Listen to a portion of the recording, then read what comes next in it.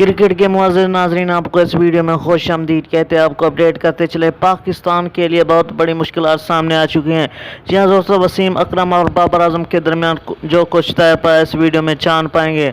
आपसे गुजारिश है कि इस वीडियो को एंड तक ज़रूर देखें। जी हाँ दोस्तों, मोहम्मद आमिर की वापसी के हवाले से कई फैसले मुतवक्के होना जारी हो गए हैं। आपको अपडेट करते चलें, वसीम अकरम और बाबर आजम के दरमियान जो फैसला तय पाया आपको इस वीडियो के एंड में पता चल जाएगा।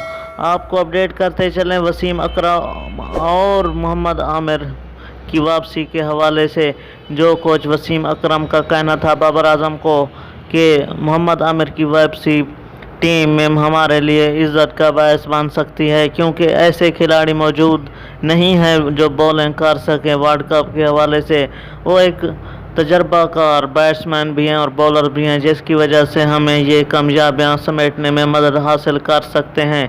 जी हाँ दोस्तों, अभी हतमी फ़ैसला नहीं हुआ मोहम्मद आमिर की वापसी का।